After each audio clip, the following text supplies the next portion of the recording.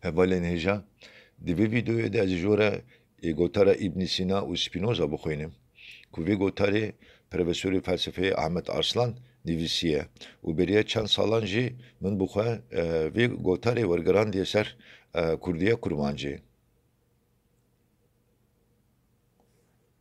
Di dîroka ramanê de pirsgirêka tekîliya felsefeyê û dîn ciyekî pir giring dikire. Meriv dikare bibêje ku felsefe û dîn ji roja ewlî ve tesîrê li hev dikin. Tesîra wan li ser hev hebûye û ji hev ketûmet dibin. Dîn jî di nav wan civakên ku derketiye holê û bi pêş veçûyê de herdem ciyekî navendî wergirtiye. Ez di vê niqteyê de naxwazim li ser danasîna felsefeyê bi awayekî dûr û dirêj rawestim, lê sûdmend e ku ez bibêjim ev pirsgirêk bi awayekî balkêş pirsgirêka herî girîng a felsefeyê ye. Bir tenê ez dikarim bibêjim taybetmendiyekî wê a girîng ew e ku bi sebebên xwe dispêrin aqil re lîvdariyeke ramanî ye û bi vê yekê jî dixwaze maftariya xwe nîşan bide.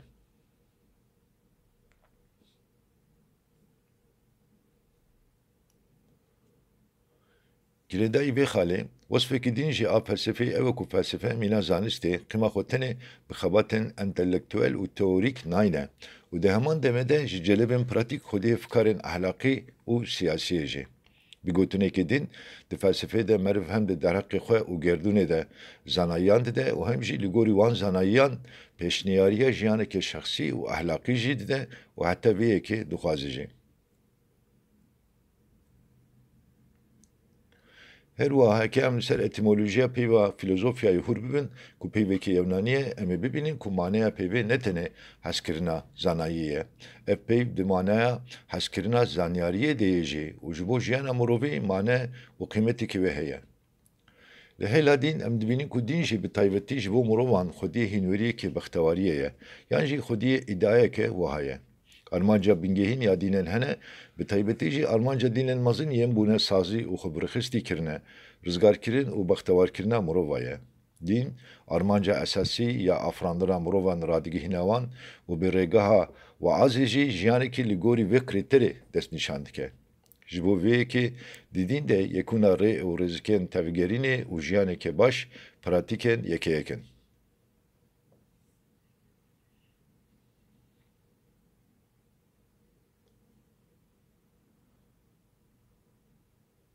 Bi rastî jî dînên mezin yên wekî misilmantî, xrîstiyanî û musawîtiyê ji ber wan taybetmendiyên xwe berî her tiştî bi awayekî giştî wekî hînweriyekî ehlaqî, ango wekî şeriatê dertêne holê.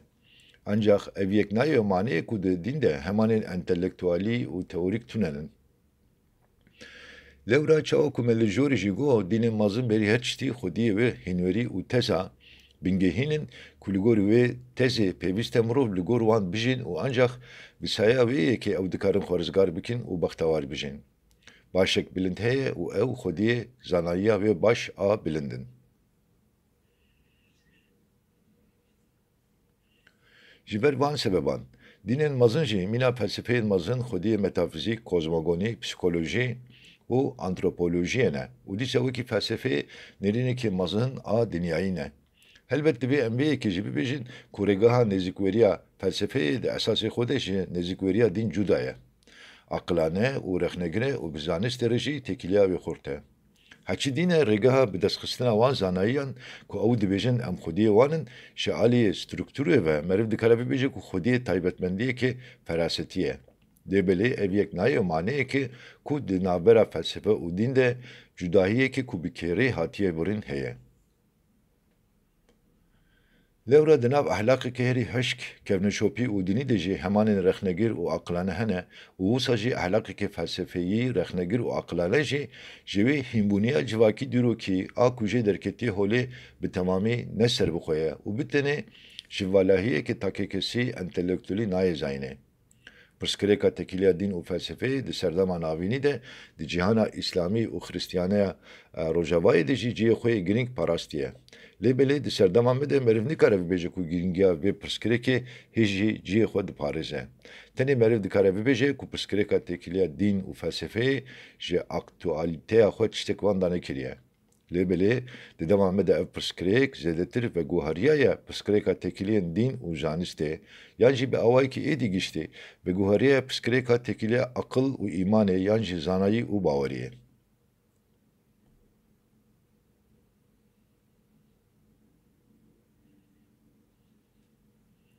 Meriv dikare bibêje ku hebûna xwe jî bi vî rengî berdewam kiriye. Bêşik, zav jî ne zor e ku meriv di serdema navînî de sebebên gengeşeya vê pirsgirêkê fam bike.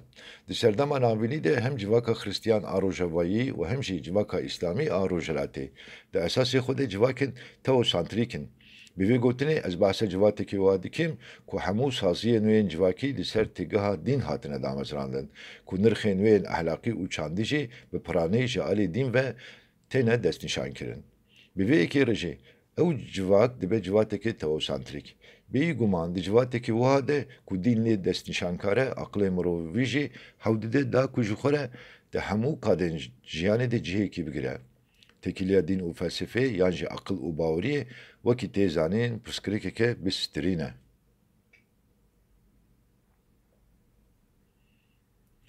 Çareseriyên ji bo vê mijarî werî dîtin jî dê ew jî hinek pirsgirêkên dîn bi xwe re bînin û ev yek dê rê li ber rabûn û êrişên zanayên dîn û felsefeyê vebike. Ji ber vê çendê jî em dibînin ku di dîrokê de gengeşîkarên vê pirsgirêkê zêdetir mirovên xurt û wêrek in. Ji wan aqilên mezin û wêrek yek di cîhana İslamî de İbnî Sîna ye û êdin jî li cîhana Rojavayê di serdema nû de Spinoza ye.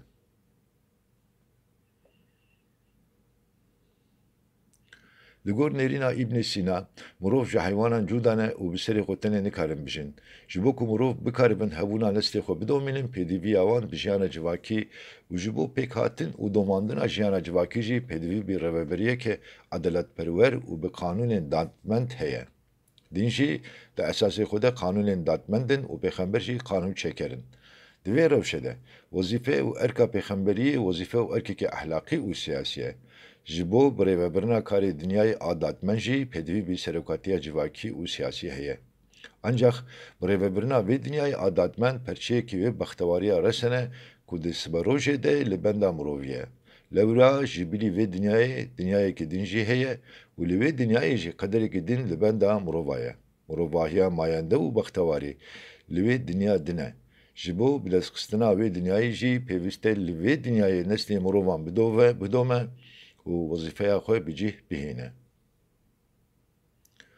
Maneya rêveberiya dadmend a vê dinyayê û maneya wan qanûnên ku ji bo vê yekê divên jî ev e. Gelo çavkaniya zanyariya pêxemberiyê û şîrovekirina sazgeriya vê zanyariyê çi ye? Li gor baweriya İbnî Sîna, di nav mirovan da ancak komekî gelekî biçûk dikarin di nav wan qedemeyên aqilên pratik yên mirovî de xwe bigihînin radeya herî bilind a aqilê bi destketê. Bi feyza Xwedayî re tekîlê deynin û bikare bin jê heqîqeta hebûna mirovî û Xwedayî fêr bibin. Belê ew jî pêxemberin. Peyamên ku pêxember wan tînin deng li kê dikin, di rastiyê de deng li hemû mirovan dikin. Lê belê bi taybetî deng li wî gîlî ku bi hunerdarî û derfetên xwe nexwediye wê hêza gihîştina heqîqetê ne dike. Li gor wê nêrîna ku çavkaniya wê gelekî kevin e, ku ji aliyê İbnî Sînayî ve jî hatiye pejirandin. Mirov du beşin, giregir û gel. Giregir ehlê aqil û gel jî ehlê hêza xiyalê û îqnayê ne. Giregir jî heqîqeten nedîtbar û peytê gel jî ji mînakên dîtbar û ji gotinan fam dike. Armanca pêxemberan ew e ku birêya pêkanîna mebesta Xwedayî mirovan bigihîne vê bextewariyê. Vê bextewariya ku ji bo mirovan hatiye afirandin.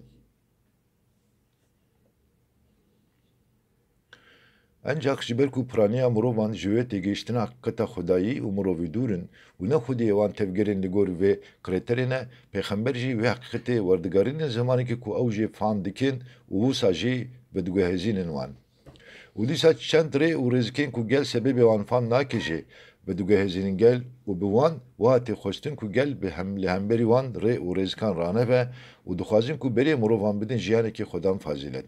Pêxember ji bo destxistina armancê xwe bi taybetî divê di dû mijaran de bi dilniya bin û di wan babetan de gelê xwe agahdar bikin.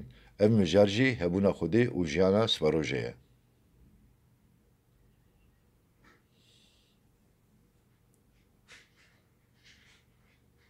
Ancak ew zanayî jî divê bi zimanekî ku gel jê fam dikevin. Ango divê zimanekî sade be. Mînak, pêxember di dereqê wesfên Xwedê û ciyê wî de dê nikaribin bibêjin ku ew di nav sînorên gerdûnê de ye yan di derveyê sînorên gerdûnê ye û dê nikaribin metafîzîkekî bi vî rengî bikin. Dê ji wan tiştên ku xelk wan hêja û gewre dibîne û qîmetê dide wan dest pê bikin û wê bi mînakan Xwedê bidin nasandin. Di ji bo jiyana sibarojê jî heman regehê bişopînin. Di jiyana sibarojê de bi taybetî de li ser ezab û baxtewariya ku li benda miroviya rawestin û ancak vêyekê jî di bi şeklekî hêsan û sade pêşnîva bikin, da ku xelk jê fam bike. Li gor bîr û baweriya İbn Sîna, heke dînek di jiyana sibarojê de jinû ve vejîna bedenî dîtena hesabê û cezayê bedenî û xelatan fêrî mirovan neke û bitenê behsa ceza û xelata giyanî bike, piraniya mirovan di ji vê têgihiştinê dûr bin û wê ji bo jiyana sibarojê tû hewes û tirsê his nekin. Ji bilî vêyekê İbn Sîna hewl dide ku şert û ferzên dînî jî bi awayekî aqilane şîrove bike. Li gor baweriya wî, ji bo ku hinweriyên wan ji bîr nebin, cih bigirin, her zindî bimînin û bela bibin, divê pêxember hinek rê û rêgehên nû jî peyda bikin, yan jî divê wan biafirînin. Ji bo vêyekê jî pêxember bêgav in hinek pratikên ku Xwedê û jiyana sibarojî tînin bîra mirovan, bi wan bidin pejirandin. Ev pratik yan jî fermankirina hinek tevgeran, mesela wekî nimeş, yan jî bi hinek qedexekirinan mesela rojî dertê holê û şekildar dibe. Dîsa ji bo xurtkirin û berfirehkirina şerietê di hinek delindêz û pêşniyarî jî lêwerin zêdekirin, mesela wekî heç û cihadê. Di encamê de gelo tekiliyekê çawa di navbera dîn û felsefeyê de heye, li gor nêrîna İbn Sîna hem ji hêla mijaran û hem jî ji hêla armancan ve dîn û felsefe gelekî dişibine hev. Felsefecî dixwaze ku bigihîje sebebê hebûna mirovî û xwedayî, bigihîje zanayiyên rast ên gerdûnî û li gor guncanîtiya wê zanyariyê yên baş nîşanî mirovan bide û wan bigihîne bextewariyê. Ferqa di navbera wan de bi tenê di şeklî îfadekiran wan de ye. Felsefe, zanayiya lêhatî û peyîtandî a heqîqetê ye. Dîn jî zanayiya sehekî a heman heqîqetê ye û bi awayekî mecazî li gor seviyeya ferasetê gal lê hatiye rikibandin. Li gor vê yekê meriv dikare bibêje ku her du jî li gor civakên ku xîtabê wan dikin rast in. Lê belî di maneyekê teqis û felsefeyî de a ku rast e felsefe ye. Ancak heke em vê rûbirûkirinê ji bo fêlzof û pêxemberan çê bikin, ji hêla xwedîbûna zanayiya lêhatî ve di navbera wan de ferqek tune. Ji bo pêxemberan meriv dikare behsa rastîriyekî wiha jî bike. Pêxember ne wekî fêlzofanin, ew bi rê û rêgehên denglêkirina mirovan dizanin û heta li gor guncaniya wan zanayiyan ku tînin rêya rêvebirîna gel jî dizanin. Pêxember tiştên ku jê re divên wan di şeklê qanûn, rêzik û pratikan de bi gel dide pejirandin. Di vê niqteyê de ez bersivandina wê pirsa ku dê were aqilê we jî sûdbend dibînim. Li gor vê teoriyê, gelo dîn nakeve wê rewşa zanayekê qalb û qanûnên dînî yan şeriat jî nakeve rewşa amûrên qalb yên ahlaqî siyasî ku ji bo rêvebiriya gel lê hatine rikibandin.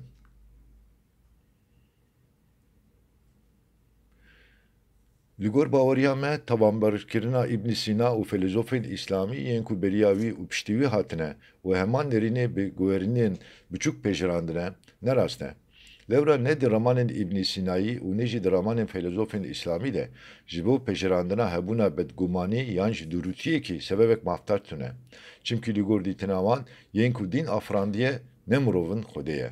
Xwedê bi xwe bi rêyekî dîn û bi zimanekî ku jê fam bikin, xwestiyê ku deng li mirovan bike û wan bigihîne rizgariyê. Ku mirov bi serê xwe tenê ne Xwediyê wê hêza gehîştina bextewariyê ne. Dîn bexşekê Xwedê ye ku daye gel. Pêxember jî ne sextekarin. Bervajiya vê yekî pêxember bi saya wan taybetmendiyên xwe yên derbars û li gor pêdiviyên wê zanayiyê, xelkê xwe ber bi rêya bextewarî û rizgariyê ve diajon. Em werin ser ramanê Spinoza. Spinoza di sala 1970 de di berema xwe ya bi navê li ser dîn û dewletê de li ser vê mijarê rawestiya ye. Li vê pirtûka xwe re Spinoza dixwaze nîşan bide ku di siyasetê de pêdivî bi nêrînên dînî tune û nabe ku nêrîna dînî di siyasetê de bibe xwedan rol. Her wiha dixwaze ku qeda siyasetê jî qeda dînî cuda bibe û siyaset jî ji bin tesîr û desthilatiya dêrê rizgar bibe. Wekî tê zanîn Spinoza di vê berema xwe de bi giştî di bin tesîra fêlzofên İslamî de maye. Bi taybetî jî di bin tesîra ramanên İbn Sîna de maye. Lê belê bi awayekî ji wan cuda hev daye ku taybetmendiya ahlaqî a dîn zêdetir derxepêş û aliyê dîn ê entelektûel teorîk jî li ber siyê bêhle û bi vî awayî jî qadên dîn û felsefeyê bi temamî ji hev cuda bike. Tezavi ev ku dibêje din bitene şeriata adalet û hezkirinê dide. Hînveriyeke ehlak û bextewariyê ye ku armanca wê jî bextewariya mirovî ye. Li hemberî vê yekê jî her cure zanayiya heqîqeta entelektûel teorîk tenê di felsefe û zanistê de heye. Rawestgehên vê teoriyê yên ku berbiçav in û bala mirov diçe ser wan ev in. Spinoza wiha bawer dike ku taybetmendiya herî girîng a pêxemberan xwedîbîna wan a hêza xeyalê ye.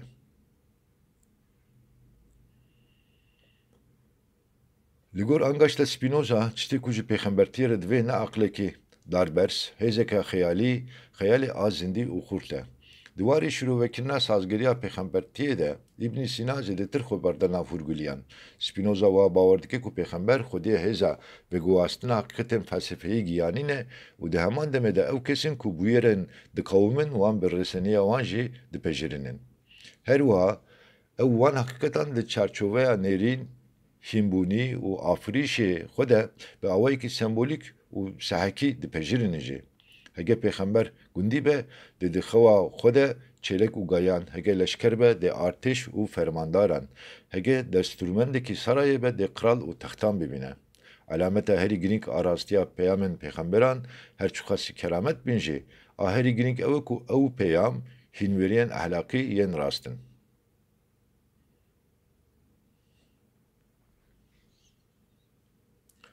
Li gor ramanên Spinoza, armanca peyamên pêxemberan ew e ku mirovan wexwînin jiyanekê sade û xwedan fazîlet. Her wiha wasfên serekê yên pêxemberan ne zanyariya wan e. Zanyariya wan jî dîndarî, dilpakî û ehlakdariya wan tê.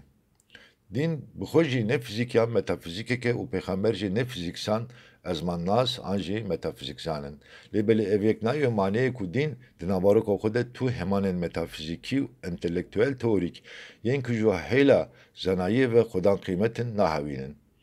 Ew bi tenê zanayiyên spekûlatîv diguncînin ku ji bo jiyanekê xwedan fazîlet û rast pêdivî bi wan tê dîtin.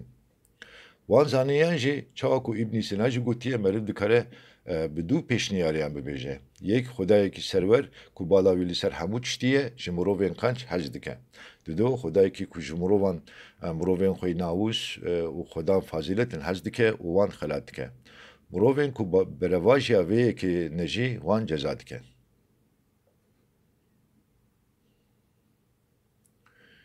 Li gor nêrîna Spinoza armanca pirtûka pîroz ne fêrkirina zanistê ye. Ew ji bo mirovan tenê stixwarkirinê dixwaze ne ku nezaniye. Pirtûka pîroz tenê serkêşiyê mehkûm dike. İman bi tevgerê re tekildar e û tevger e. Mirovên ku Xwediyê baweriya qenc in, ne kesin ku di asteka bilind de Xwediyê zanîna sebeban e.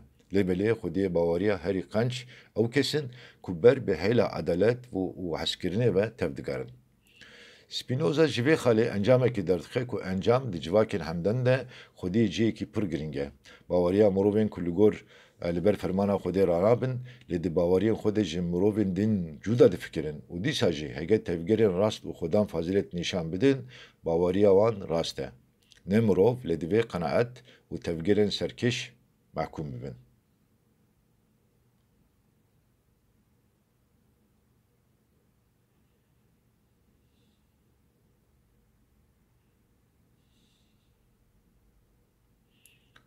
Spinoza jî wekî İbn Sîna mirovan dike dû beş, girêgir û gel. Li cem Spinoza jî din di esasê xwe de deng li gel dike û ji bo jiyanekê xwedan fazîlet û bextewar tesîrê li hêza gel a xiyalê dike. Ku wan ber bi jiyanekê xwedan fazîlet ve duajo û ji bo pêkhatina vê yekê ji zimanekî herî xwedî tesîr tê bikaranîn. Girêdayî vê yekê di pirtûka pîroz de daketina Xwedê a Çiyayê Sînayê û bi erebeyekê agirîn darketina Elyas a ezmên di rastiyê de ji bilî sêwînanan û xiyalê ne tiştekin û gelek bûyerên bi vî rengî wekî rastiyan têne vegotin.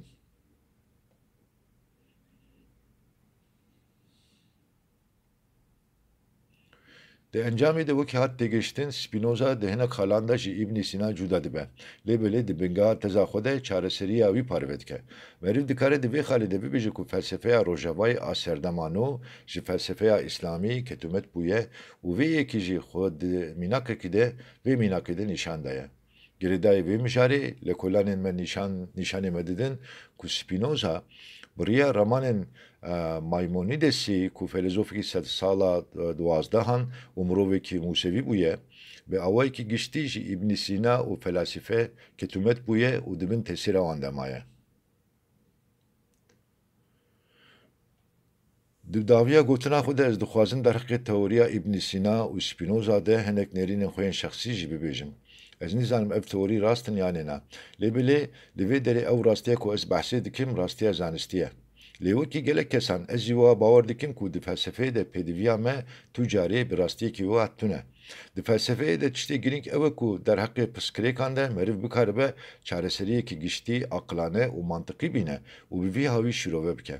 Ji ber vê çendê meriv dikare bibêje ku teoriyên İbn Sîna û Spinoza yên derheqê tekîliya dîn û felsefeyê de ne, wekî teoriyên serkeftî xuya dikin.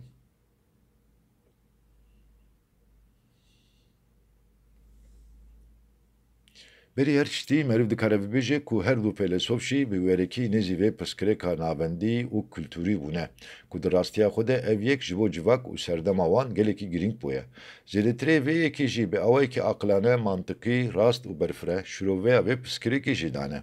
Tiştê ez pê dizanim, diwarê têgihiştina bûyera dîn û şîrovekirina têgih û bûyerên dînên semavî de psikolojiya dîn a hemdem, civaknasiya dîn, felsefeya dîn û lêkolanên dîn yên qemperî hê jî negihiştine encamên êdî serkeftî.